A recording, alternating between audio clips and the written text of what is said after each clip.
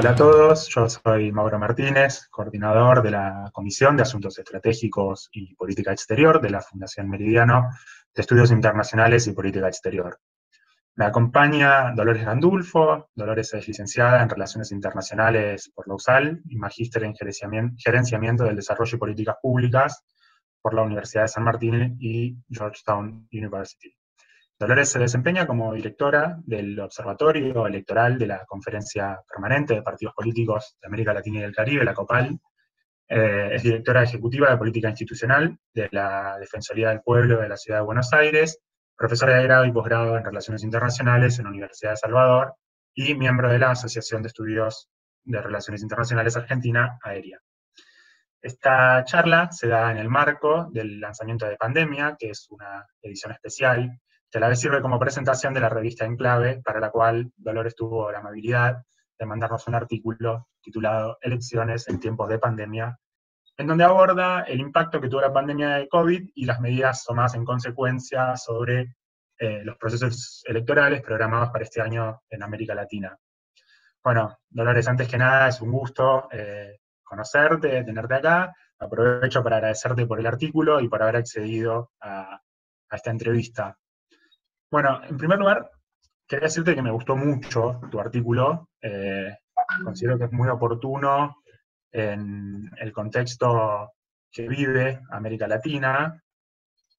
porque ya veníamos de un 2019 muy convulsionado a partir de crisis políticas en Ecuador, Perú, Colombia, el golpe de Estado en Bolivia, la crisis permanente en Venezuela, el estallido social que hubo en Chile, las tensiones institucionales que vemos en Brasil, la crisis económica argentina, definitivamente una región muy convulsionada. Y por si fuera poco, empezamos el 2020 con una pandemia que, bueno, dejó traslucir la falta de capacidades estatales en muchos países y la gran desigualdad socioeconómica al interior de ellos. Y también dejó en claro la ausencia o la debilidad de las instancias de coordinación y cooperación multilateral, ya sean institucionalizadas o más informales en la región. Así que bueno, quería preguntarte en primer lugar cómo evaluás que impacta la suspensión y la postergación de elecciones en este contexto. Bueno, primero antes que nada agradecerles a la Fundación Meridiano y, bueno, y a vos en particular por haberte acercado en principio para la redacción de un artículo y, bueno, en el marco de hoy para complementar algunas de las cuestiones que dejé plasmado en este artículo de elecciones en tiempos de pandemia. Creo que un poco el escenario lo describiste muy bien vos en relación a, bueno, obviamente la pandemia afectó a la región, al mundo en general, a la región en particular, sobre todo vinculado a esta capacidad del Estado, al rol del Estado, a visibilizar ciertas desigualdades que ya estaban existentes en nuestras sociedades y que obviamente el contexto de pandemia agudizó. Y que me parece que también eso es un debate para adelante, de repensar el rol del Estado, las desigualdades en un continente que claramente requiere de mejorar esas desigualdades para poder buscar un desarrollo, ¿no? Volviendo al tema que nos convoca, que es los procesos electorales y lo que venimos investigando, a ver, me parece que este año era un año, digamos, obviamente muy cargado electoralmente, había más de 60 elecciones en el mundo. Un dato relevante me parece que es que solo 25% de ese número a nivel mundial mantuvo su cronograma electoral, su calendario electoral, más del 75% lo tuvo que cambiar. Y hay un dato que me parece sumamente relevante para lo que es los contextos democráticos, es que solamente de ese 75%, un 25% fijó una nueva fecha. O sea que estamos hablando que más de un 50% lo postergó inicialmente sin una fecha precisa. ¿Por qué digo que esto es relevante para la democracia? Porque volviendo al escenario que vos nos planteabas, digamos, de una región muy convulsionada en materia social, obviamente, como vos dijiste, la crisis en Bolivia, en Perú, en Chile, bueno, obviamente en Venezuela,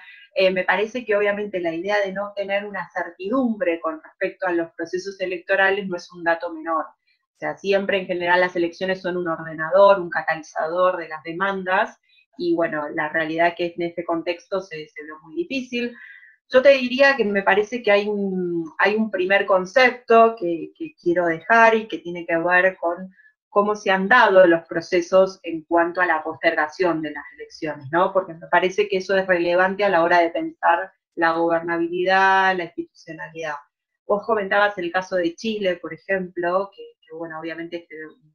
era un año crucial, porque claramente después de los disturbios de octubre del año pasado, la convocatoria a las elecciones para pensar el cambio en la Constitución era un poco esto, el catalizador de la demanda ciudadana y esta certidumbre de que existía un escenario, que en este caso era abril, donde el 26 de abril, donde los ciudadanos iban a poder manifestarse en relación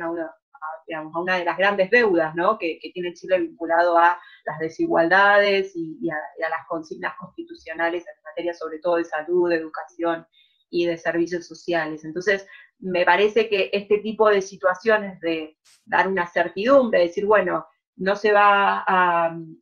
elegir a hacer la elección en abril, pero se va a hacer la elección en octubre, como sucedió, con un marco de consenso entre todas las fuerzas políticas, claramente permitió bajar el estallido social que se estaba dando, que obviamente, de todas formas, la pandemia puso en trasluz tanto esta desigualdad que también, bueno, obviamente vemos que no ha podido controlar, digamos, el estallido social, pero sí claramente la postergación de la elección con una fecha precisa dio cierta certidumbre. Diferente, claro, es lo que está pasando hoy en Bolivia y lo que, sobre todo esta semana, con mucha vigencia en la agenda política, porque claramente en Bolivia sucedió lo contrario. Veníamos de una situación, como se había dado el golpe de Estado a Evo Morales en el mes de noviembre, con una expectativa de toda la ciudadanía, incluso de la comunidad internacional, de que se dé un proceso en el mes de mayo, que obviamente la pandemia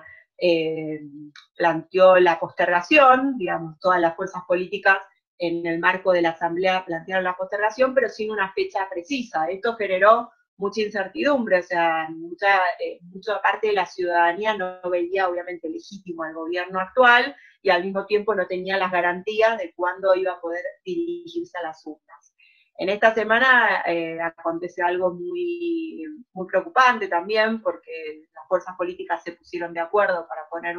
fijar una nueva fecha, que sería el 6 de septiembre, y bueno, la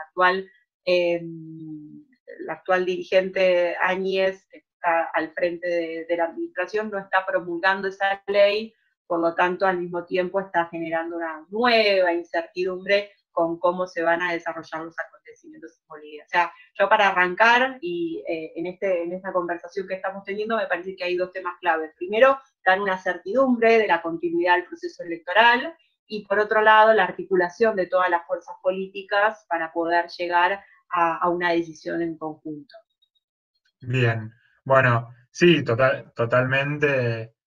coincido en la mayor incertidumbre que genera el hecho de no tener fechas definidas, acuerdos políticos en todos los países para establecer el proceso electoral y que se desarrolle con normalidad después de la pandemia. Con respecto a la pospandemia, pensando un poco en el escenario, que esto pasa, va a pasar en algún momento, no sabemos cuándo exactamente con los plazos, te quería preguntar qué perspectivas vos imaginás que va a haber con respecto a las elecciones y a los conflictos latentes que hay en estos países, como hablamos un poquito de Chile, un poquito de Bolivia, y bueno, dejo abierto para que vos nos comentes sobre otros países de América Latina también. Bueno, mira, a mí me parece que para pensar un poco en la pospandemia hay que tomar quizás algunos, en materia de lo que es netamente electoral, hay que tomar quizás algunos ejemplos, ¿no? O sea, vos comentabas al inicio de algunas elecciones en el mundo que se habían desarrollado, como bueno, el caso de algunas primarias en Estados Unidos, el caso de Israel, el caso de Corea del Sur, hubo elecciones también en República de Guinea. Acá, en el caso de América Latina, las únicas elecciones que hubo hasta el momento fue una elección en República Dominicana, una elección municipal en República Dominicana, hablando en el marco de la pandemia, ¿no? De marzo en adelante, hubo elecciones en Surinam y hubo elecciones en algunas otras islas del Caribe. Creo que en todos esos casos lo que se planteó fueron muchísimos protocolos vinculados a lo sanitario, a la bioseguridad, En este sentido, son cuestiones que claramente están enfocadas al contexto de pandemia, pero que teniendo, digamos, de cara al futuro, me parece que hay muchas de esas cuestiones que hay que revisar para que hayan llegado para quedarse, me parece, porque uno cuando empieza a visualizar cómo eran los escenarios de votación en muchos de nuestros países latinoamericanos, donde había mucha aglomeración de gente, mucho contacto con materiales y demás, me parece que esas son cosas que hay que repensar. En esos casos hay algunas cosas que me parece interesante destacar. No hubo una baja de la participación en la mayoría de las elecciones donde se realizaron los comicios, por lo tanto, digamos, no es lineal el hecho de que porque vaya a ser en un contexto de pandemia la gente no va a ir a ejercer su derecho al voto. Lo que sí me parece que genera una alerta para la región, sobre todo, es porque nosotros sabemos un poco cómo es el escenario que suele darse en los rituales electorales nuestros, ¿no? De esto de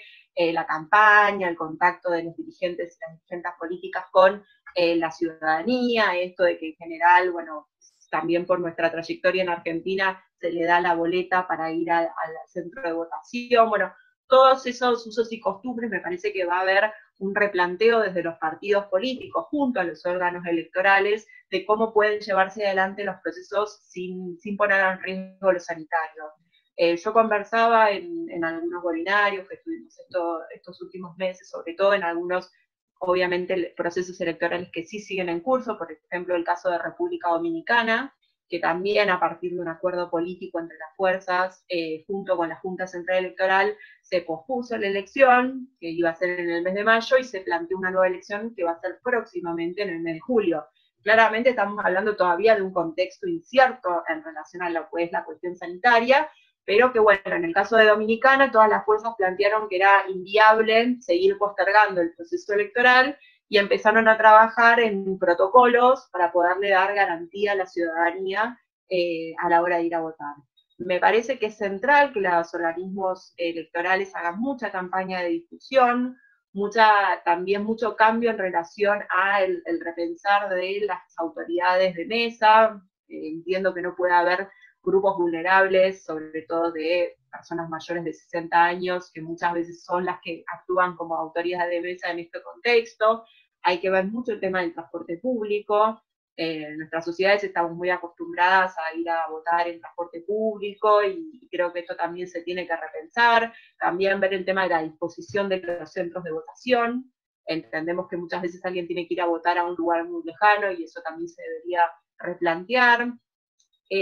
Yo no considero que haya que fraccionar la elección, o sea, me parece que el día de la elección es uno, lo que sí quizás se puede pensar es en poner franjas horarias, o sea, nosotros también conocemos perfectamente que nuestro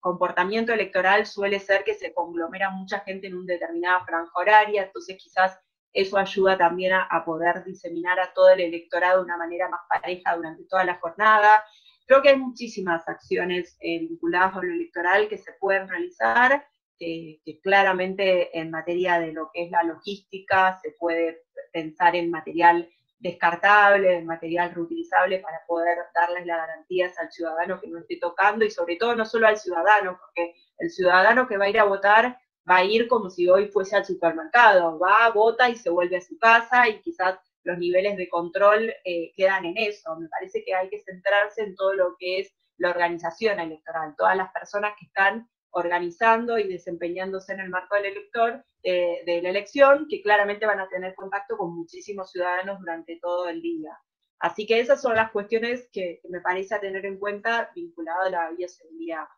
Yendo más a tu pregunta con respecto a los procesos políticos y cómo se van a ir desarrollando, creo que en líneas generales van a estar muy atados a cómo también se va dando, por un lado, la resolución de lo sanitario. Y la resolución de lo sanitario va a estar atado a la recuperación económica, porque muchos de los países que vos nombrabas no empezó su crisis a partir de la pandemia. La pandemia agudizó su crisis social, económica, pero claramente venía desde antes, por lo tanto, pienso, por ejemplo, el caso de la Argentina, o sea, la mayoría de la situación económica que hoy se vive en pandemia, en realidad viene de otros procesos también anteriores que han debilitado la matriz productiva. Entonces, me parece que ahí es fundamental pensar cómo la salida de lo sanitario también está atado naturalmente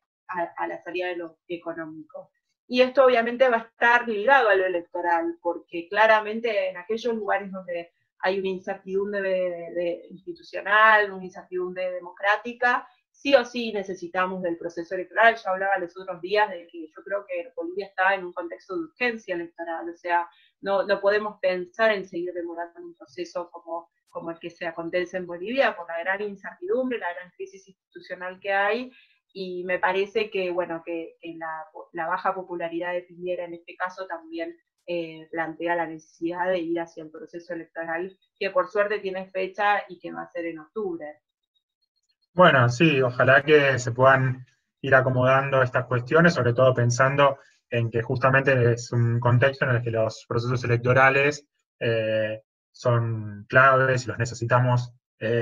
para garantizar el sostenimiento y de los regímenes, mejorar quizás un poco la paz social y ver cómo se pueden ir resolviendo los distintos conflictos que atraviesan a los países. Hace unos minutos, y te hago la última pregunta para ir cerrando, hablaba un poco de la falta de cooperación y coordinación a nivel regional. Si esto es más una regla general, por lo menos a nivel político, también se me ocurre que existen algunas instancias de cooperación multilateral, quizás a niveles más técnicos, como fue la Organización Panamericana de la Salud, la Organización de Salud de la Comunidad Andina, también cierta cooperación dentro del Programa Iberoamericano de Cooperación Sur-Sur, la CELAC y algunas iniciativas de la Alianza del Pacífico, etc. También vemos que a nivel científico y de la sociedad civil, a través de foros, partidos, asociaciones y fundaciones, existe una cooperación regional. Y te quería preguntar si vos, cuál es tu punto de vista, si esto puede llegar a ser un camino para reconstruir cierta cooperación en la región, o como vemos ahora con la dificultad que están teniendo los países para encontrar un candidato latinoamericano para el BID, estamos condenados definitivamente a la división y a la falta de coordinación entre nuestros países de la región. Bueno, mira, yo soy integracionista por naturaleza, por lo tanto claramente no veo otra forma del desarrollo de la región si no es a través de la integración, así que claramente me parece que ese es el camino. Lo que sí te podría decir es que ha habido en todo este contexto de pandemia un claro cuestionamiento a algunos organismos internacionales en relación a, digamos, a la gestión de la crisis, y se ha planteado un poco esta idea de que los países en principio cerraron sus fronteras para poder contener la pandemia, y bueno, y todos estos diagnósticos planteaban que, bueno, el multilateralismo estaba perdido. Yo no creo que eso sea así, de hecho vos hablabas de la Organización Panamericana de la Salud, yo te podría decir la Organización Mundial de la Salud, que si bien ha tenido un grave retroceso a partir de la salida de Estados Unidos, que es claramente uno de los mayores donantes a la organización, sí fue un claro patrón en toda esta gestión sanitaria. O sea, todos los países siguieron los lineamientos que planteaba la Organización Mundial de la Salud, o la mayoría, te diría, los países que han tenido una reacción sanitaria apropiada o satisfactoria han seguido los lineamientos de la Organización Mundial de la Salud. Por lo tanto, me parece que esta idea del multilateralismo sigue vigente, y lo que sí me parece que ha sido una grave pérdida de los últimos años fue esta idea de debilitar los organismos de integración regional. O sea, vimos cómo se fraccionó el UNASUR, el Mercosur, o sea, todas instancias que claramente eran ámbitos donde todos los países de la región podían acordar políticas para poder negociar de manera más competitiva, que eso es lo que se trata un poco, la inserción internacional estratégica de toda la región en el mundo. Claramente hubo gobiernos que no han ido en esa línea, y veo que todavía los hay. Eso quizás es lo que nos preocupa, porque me parece que si bien hay gobiernos en la región que han dado muestras de la necesidad de fortalecer estos organismos regionales, y más lejos, en la semana sucedió que Paraguay votó en contra a la elección directa de los parlamentarios del Parlasur, que claramente es un paso atrás en lo que es el proceso de integración regional a partir de tener un parlamento unificado que pueda generar políticas unificadas que tan importantes son en estos contextos de pandemia. Así que claramente confío bueno, que los cambios quizás que puedan darse a nivel electoral en la región puedan caminar hacia una mayor integración y haya hacia un mayor fortalecimiento de estos ámbitos regionales, porque creo que es la única forma de poder tener, digamos, una voz calificada para negociar con otros actores internacionales en un contexto también donde el mundo post pandemia nos va a dejar también un sistema internacional mucho más desarticulado, donde claramente las grandes potencias van a tener otro rol, y me parece que la potencialidad que podemos tener como región hay que aprovecharla. Bueno, Dolores, muchísimas gracias. No puedo más que agradecerte por esta entrevista y espero que, bueno, desde la Fundación Meridiano, con vos, con Aérea, podamos seguir colaborando y debatiendo estos temas que creo que son fundamentales para todos nosotros.